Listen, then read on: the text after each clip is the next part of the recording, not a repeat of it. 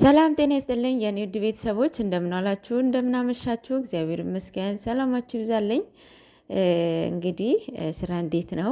ሰፈራችሁ እንዴት ይዟችኋል? እንግዲህ ራሳችሁን ጠብቁ። ያው ከእግዚአብሔር በታች እኛ ራሳችን ነው አይደል የምንጠብቀው። እግዚአብሔር እሱ ይጠብቀን፣ እሱ ነው የሚጠብቀን።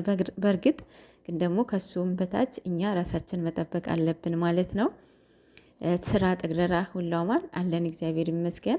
እና ጨረቃዎቹ ዛሬ በኤፋ ቤት ብሩክ መጥተዋል። ያው ግልጽ ነበረ ብሩክ አንድ ላይ እንደሚመጡ ሁለታቸው ያው ጠርጥሬ ነበረ እንደሚመጡ ማለት ነው። ቅመም እያልመጣችም እና ያው ለድራማው ድምቀት ትንሽ አንድ ሁለት ተባብለዋል።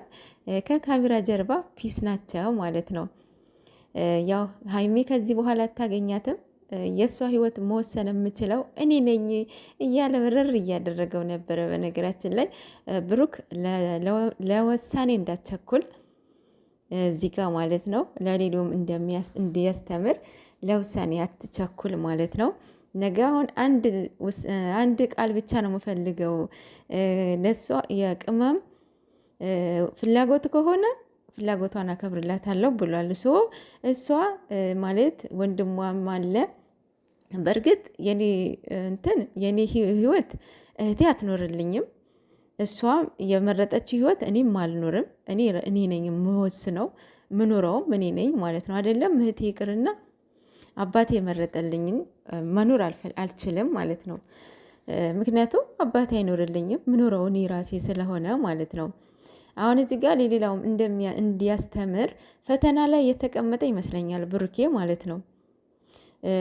ማለት አሁን እሱ በቀደም እንደዚህ ብሎኝ አብሳላት አመጣት እንዲሄድ እኔስ እንደዚህ ባመጣ ጠይቄው እምቢ ያለኝ እንደዚህ ብለው አሁን ከእሷ ጋራ እንደዚህ ሲያቀርብለት ምን ብሎ ይቀበላል ብላ ሀሳቡ ከሆነ ማለት እኔ እንትን ነው በዚህ እንትን ካለችው ፈተና ላይ ነክ ብሩክ ለውሳኔ እንዳትቸኩል አልፈልግም ብትልህ ራሱ ከልቧ እንዳልሆነ እንድትረዳት እንፈልጋለን።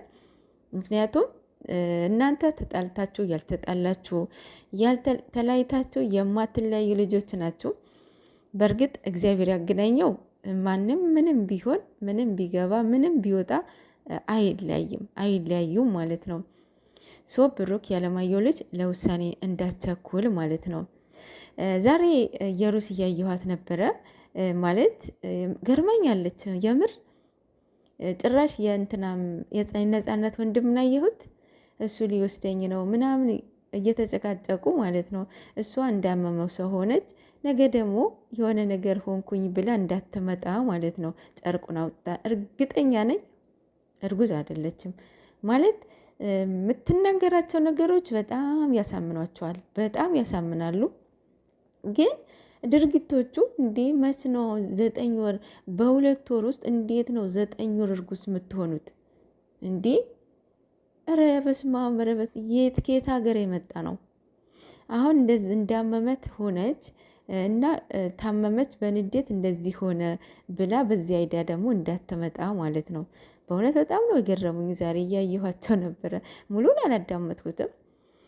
እና ጨረቃዎቻችን እባካችሁ ሰላማችሁን መልሱልን። በእውነት የእናንተ ሰላም እንደዚህ በቃ እንደ በፊት ሆናችሁ የምትመጡበት በስማም ብዙ ሰው አልፍ ሰው ነው ያለው እና ያው ጥቂቶቹ ናቸው ከመቶ የማይሞሉት ናቸው እናንተን መለያየት የሚፈልጉት። እነሱ ደግሞ ያው ሁሉም ሰው ውደደኝ ማለት አይቻልም፣ ሁሉም ሰው ጥላኝ ማለት አይቻልም። ከመቶ ሰው መቶም ሰው ሊወዳቸው አይችልም፣ መቶም ሰው ሊጠላቸው አይችልም። እና እንደ ሰው እንደየምርጫው ነው ማለት ነው።